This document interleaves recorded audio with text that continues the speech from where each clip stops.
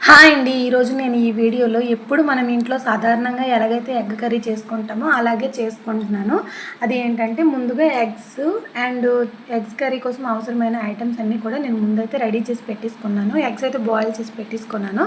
ముందుగా ఒక తవా అయితే తీసుకొని అందులో కొంచెం ఆయిల్ వేసుకున్నాను. దానిలో కొంచెం పసుపు వేసుకొని ఆ రెండు బాగా మిక్స్ చేసి దాని తర్వాత ఆల్రెడీ బాయిల్ చేసి ఎగ్స్ అయితే పక్కన పెట్టాను కదా, అందులో అవి వేసేసుకొని బాగా బ్రౌన్ అండ్ అదే గోల్డ్ అండ్ బ్రౌన్ కలర్ వచ్చే అంతవరకు కూడా వాటిని ఫ్రై చేసేసుకోండి.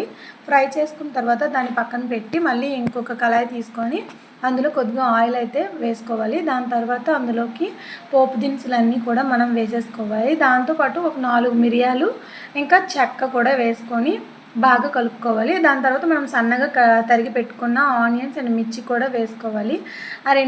అవన్నీ కూడా బాగా మగ్గిన వరకు కూడా వాటిని వేయించాలి. అందులో గుప్పెడు కరివేపాకు కూడా వేసి బాగా మగ్గించుకోవాలి. బ్రౌన్ కలర్ వచ్చేంత వరకు మగ్గించుకొని దాని తర్వాత అందులోకి కొంచెం అల్లం వెల్లుల్లి పేస్ట్ అండి, ఓన్లీ అల్లం వెల్లుల్లి పేస్ట్ వేసి బాగా పచ్చివాసన పోయిన వరకు మగ్గించండి.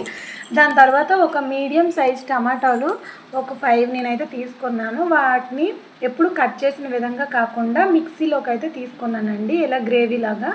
దాని తర్వాత అది కూడా అందులో వేసి బాగా మిక్స్ చేసుకున్న తర్వాత రుచికి తగ్గట్టుగా పసుపు, ఉప్పు, కారం అండ్ గరం మసాలా వేసి బాగా మీరు కలిపేసుకోవాలి. అదంతా కూడా వెల్ మిక్స్ అయిన తర్వాత ఇప్పుడు గ్రేవీ కన్సిస్టెన్సీ వచ్చేంత వరకు కూడా దాన్ని పక్కన పెట్టేసుకోవాలి. అంటే ఒక 5 మినిట్స్ అలాగే మగ్గనియండి. దాని తర్వాత ఒక నిమ్మకాయ సైజ్ అంతా చింతపండు అయితే తీసుకొని దాన్ని నానబెట్టుకొని సైడ్ పెట్టుకోండి. ఎందుకంటే టమాటాలు ఒకవేళ పులుపు తగ్గింది అనిపిస్తే వెయ్యండి, లేదంటే నెససరీ అండి. ఇగో చూడండి, నేను చూపిస్తున్న విధంగా గ్రేవీ కన్సిస్టెన్సీ అయితే రావాలి, అంటే దగ్గరగా మగ్గిపోవాలి. దాని తర్వాత బాయిల్ చేసుకొని ఫ్రై చేసుకున్న ఎగ్స్కి ఇలా ఘాట్లు అయితే పెట్టేసుకొని అందులో వేసుకొని ఇంకా మూత పెట్టి ఒక 5 మినిట్స్ బాగా మగ్గినట్టు చేయండి. ఇగో చూస్తున్నారా ఈ విధంగా వీడియోలో కనిపిస్తున్నట్టుగా. దాని తర్వాత వాటర్ ఇంకా యాడ్ చేసేసుకోవడమే. మీ గ్రేవీ ఎంతవరకు మీకు గ్రేవీ కన్సిస్టెన్సీ కావాలనుకుంటున్నారో అంతవరకు వాటర్ అయితే వేయండి. ఇంకా వేసిన తర్వాత ఫైనల్లీ చివరిలో కొద్దిగా నేనైతే చికెన్ మసాలా యాడ్ చేశానండి. ఎగ్ కర్రీకి చాలా బాగుంటుందని యాడ్ చేశాను. ఇంకా అది కూడా దగ్గర అయ్యేంత వరకు కూడా మగ్గించుకోండి.